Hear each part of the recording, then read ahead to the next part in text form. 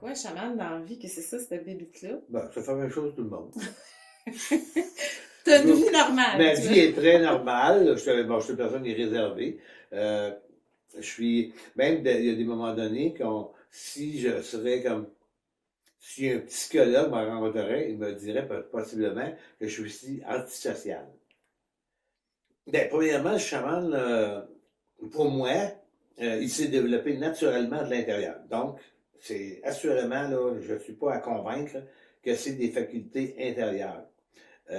Aujourd'hui, je m'excuse, mais la grande majorité des chamans, c'est des personnes qui vont être passer une fin de semaine, ou quelques jours, ou quelques occasions entre un chaman, qui ont dansé, ils ont chanté ensemble, ils ont joué du tam-tam ensemble, puis ils ont fait des tas de boucanes, qui se disent chaman. Moi, je me suis fait demander, comment peut-être être chaman si tu n'as pas de tam-tam? Ah, wow! Ben, j'ai ramassé 2 roches et puis à la terre. J'ai comme, c'est le battement de la cœur. Il peut être fait du pied. Le tam-tam, c'est pas le tam-tam. C'est pas le... Ça, là, on les voit peut-être pas tous.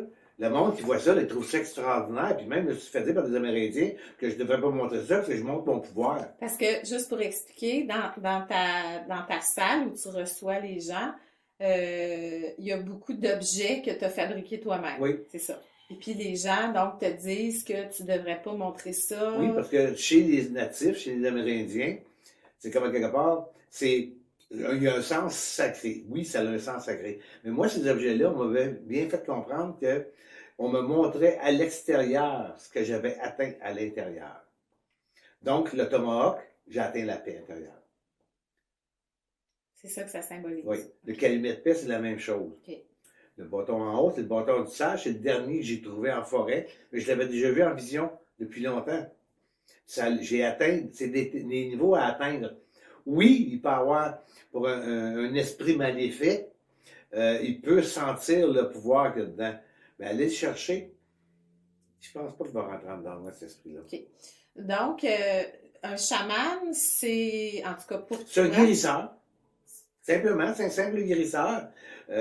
En chamanisme, tu as plusieurs pouvoirs. Il y en a qui, ça va être un chaman qui il va voir, il va avoir seulement des visions.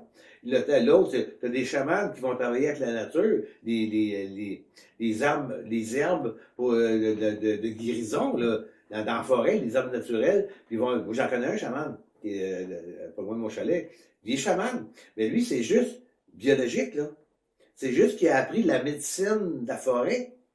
C'est ça son chamanisme. et toi, c'est quoi ton chamanisme? Mais moi, le premier chaman que j'avais été voir, puis par la suite, c'est comme, bon, chez toi, il existe 8 pouvoirs qu'ils appellent, là, les 8 vents.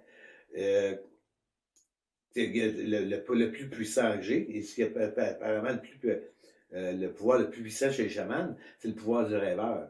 C'est de voyager à travers les dimensions, les mondes, voyager à travers les niveaux psychiques, l'inconscient. C'est voyager à travers tout ce qui existe. L'autre, c'est le guérisseur, corps, âme et esprit. L'autre, c'est le visionnaire. Je vois des choses à l'avance, mais je ne peux pas te dire.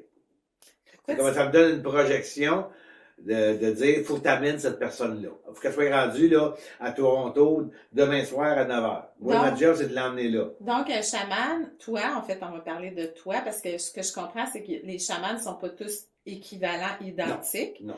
Okay. Donc, toi, tu as, le pouvoir, entre autres, de voir un peu l'avenir. Donc, tu es comme un voyant, finalement, mais tu te Mais sers... pas la voir, la connaître. Le connaître, oui, c'est ça. C'était juste pour que les gens comprennent, parce que...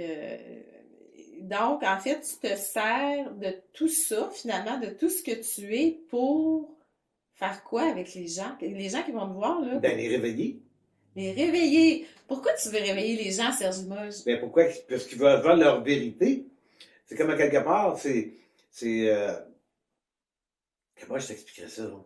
C'est comme que quelqu'un te donne un projet à faire, mais ce projet-là, en fait, tu le fais pas pour toi, tu le fais pour un autre. Je vais te donner un exemple. Mon grand-père, il était pauvre, très pauvre.